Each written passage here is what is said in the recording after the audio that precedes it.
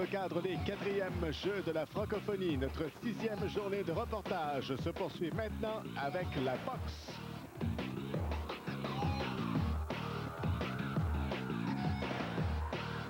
Bonne poursuite d'émission avec nous, mesdames et messieurs, François Guerrier-Puis avec Yvon Michel. Bonjour Yvon. Bonjour François. Yvon, aujourd'hui encore les quarts de finale. Enfin, c'est la fin des quarts de finale. Oui, oui. On va s'intéresser à deux combats, entre autres, mais un dont un jeune boxeur est à retenir. Le nom est à retenir. Il s'entraîne à Montréal et vous allez nous en parler. C'est Jean-Denis Pascal. C'est probablement le boxeur le plus talentueux de l'équipe nationale.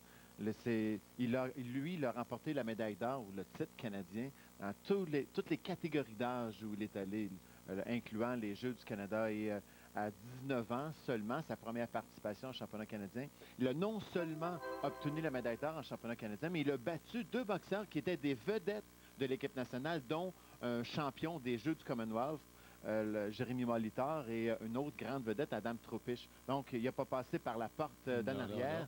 Un très, très bon boxeur qu'on va voir aujourd'hui. Il lancera son deuxième combat, lui qui a obtenu la victoire à son premier combat contre le représentant de la France. On peut dire que les athlètes canadiens jusqu'ici vont très bien. Espérons que ça va se poursuivre là.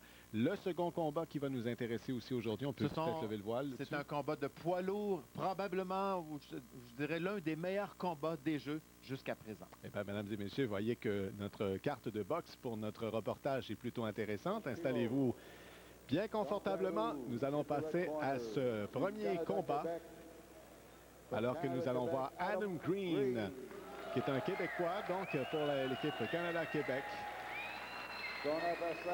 Et l'adversaire est celui dont Yvon nous a parlé avec tellement de bien.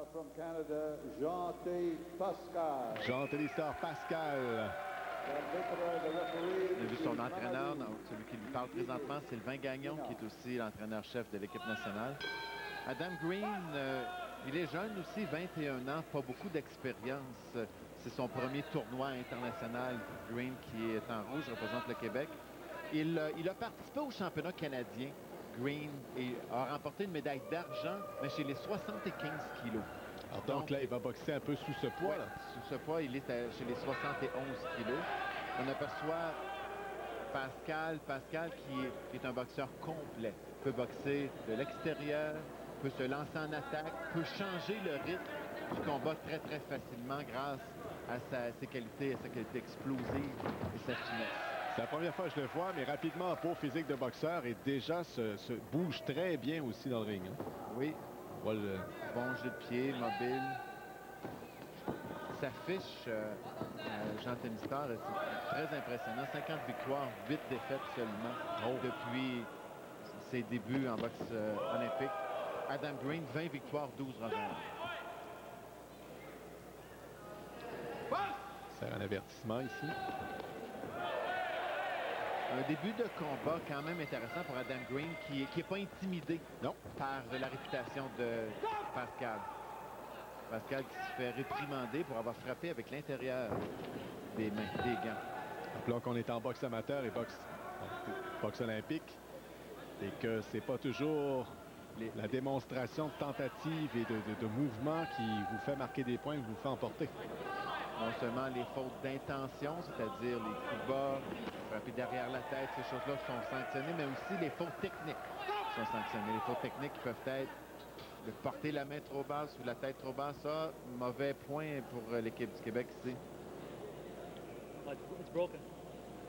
C'est brisé qu'on dit. Donc c'est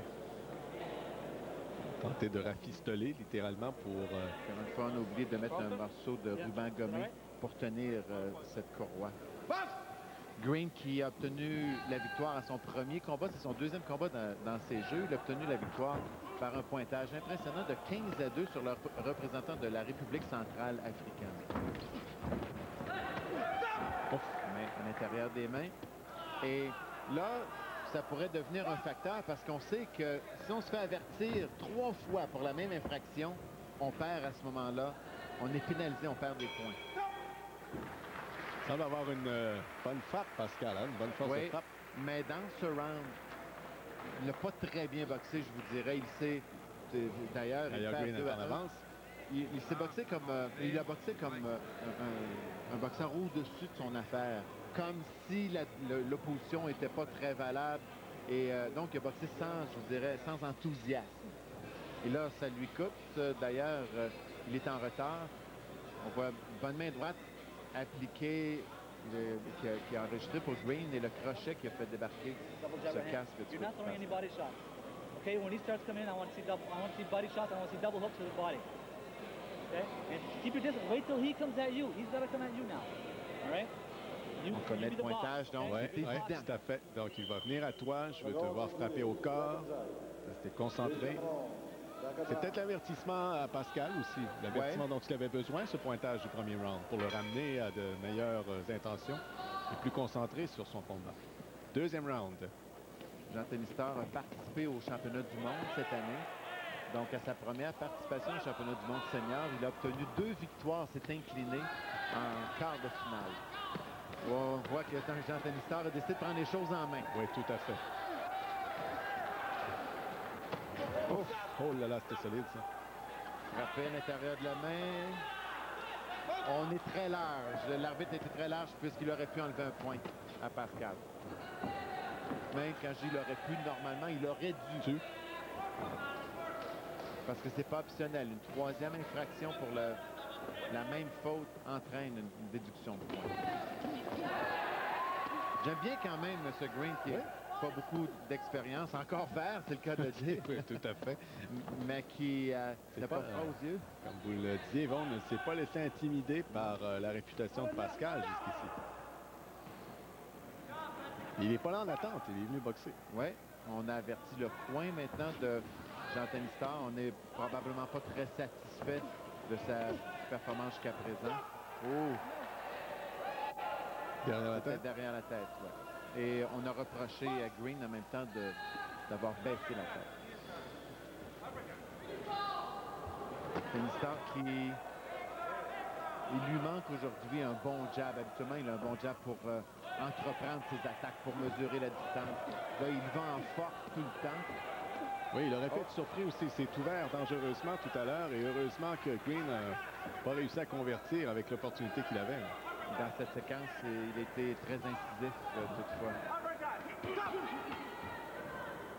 Green tente de faire comme ses hommes de coin lui ont demandé, c'est-à-dire y aller au corps.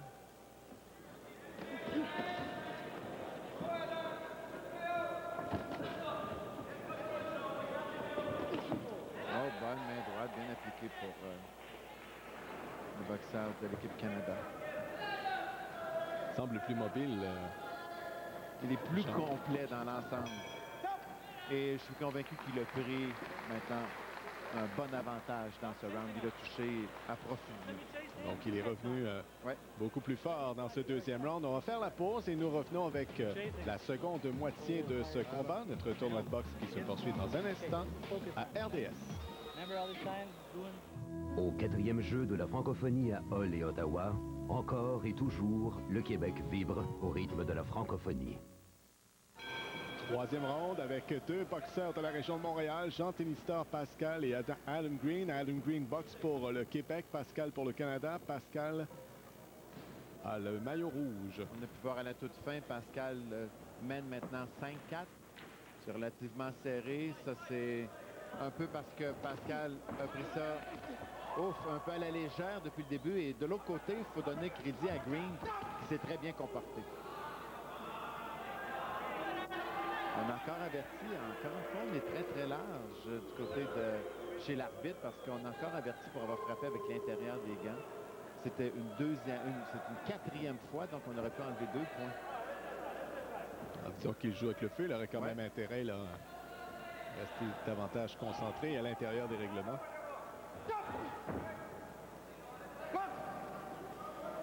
Alors, on veut qu'on s'affronte, qu'on boxe. Oui, on reproche à Pascal qui mène par un point, a décidé, lui, qu'il préférait que Green se porte en attaque sur lui au lieu du contraire. Et Green n'a pas le choix s'il veut maintenant combler l'écart. Oh! Ouf! De solides échanges. Oh oui! Des échanges qui sont bien goûtés par les spectateurs sur place. Green est en attaque et on dirait que c'est sa stratégie, mais en même temps, il est quand même assez impressionnant en ce Oui, combat-là. oui, absolument. Green qui est capable de prendre un bon coup de poing. Évidemment, il a déjà évolué chez les 75 kilos, donc on fait face à des adversaires plus durs, plus forts physiquement que Pascal. C'était le cas pour quand il a perdu un championnat canadien, c'était contre Don Orr, qui représente le Canada ici chez les 75 kilos. Il avait perdu quand même une décision.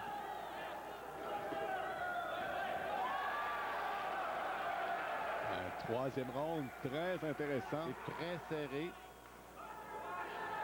Et Jean Tennistar Pascal qui a peut-être une surprise.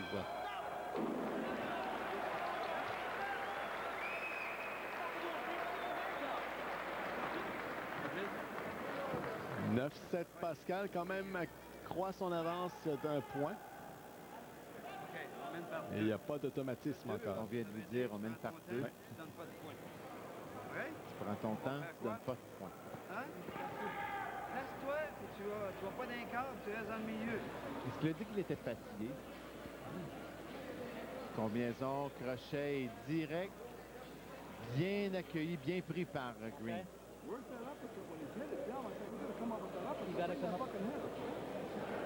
Keep your hands up. Good shot, Lars.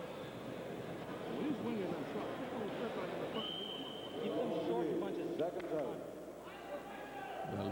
Les ordres et les conseils sont similaires, mais viennent de deux entraîneurs, deux sources à la fois. Alors, on a un boxeur, Alan Green, qui doit foncer, et un autre, Pascal, qui se fait dire d'attendre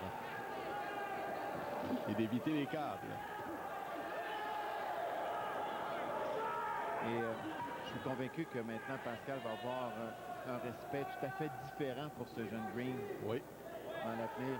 On sait, il y a un boxeur canadien qui s'est fait jouer un tour par un autre boxeur québécois. Benoît Godette. Benoît Godette, oui, c'est ça.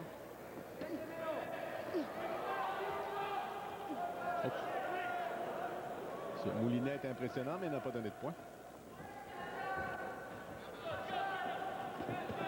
Le vainqueur de ce combat va affronter Adama Sibid du Mali.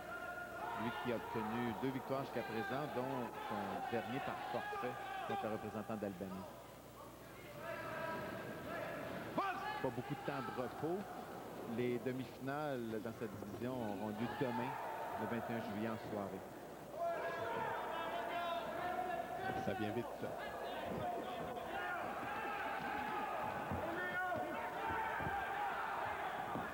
On utilise la tactique du frappé court du côté de Pascal maintenant. Et dans ce round, il était très opportuniste. Même si c'est Green qui attaque, Green qui porte les charges les plus soutenues. Celui qui est le plus précis, c'est Pascal. Et le frappé court le sert bien parce que s'il enregistre des points, il se retire immédiatement. Oui. Bon, il ne s'ouvre pas en plus. Exactement. Il empêche l'adversaire de capitaliser, d'aller chercher l'autre point.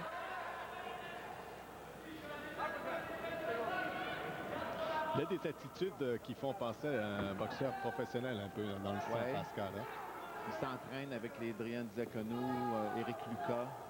Il est du même gymnase que ces boxeurs. Léonard Dorin. Dans la façon dont il décoche des coups, dans la façon dont il bouge également. Il reste qu'aujourd'hui, il aura été nonchalant. Il peut faire mieux qu'est-ce qu'il a fait, qu'est-ce qu'il nous a démontré. Il n'a pas été assez méthodique, assez constant. Assez pour obtenir la victoire sur le jeune Green, mais pas une performance à la hauteur de ses capacités. Alors ça veut dire qu'il devra se ressaisir parce qu'il pourrait rencontrer sur son chemin un boxeur plus aguerri avec lequel il ne pourra pas composer de la sorte. 15-7, quand on a dit que le frappé court a fonctionné pour lui, c'était très bien, mais il faut dire que dans ce dernier round, Green s'est lancé à l'attaque pour tenter de combler l'écart, ce qui a donné des ouvertures à Pascal. Mais l'histoire de ce combat a été réellement les 2 points que Pascal a réussi à obtenir d'avance au 3e round. Et là, les stratégies ont dû s'adapter au dernier round et Pascal en ressort vainqueur.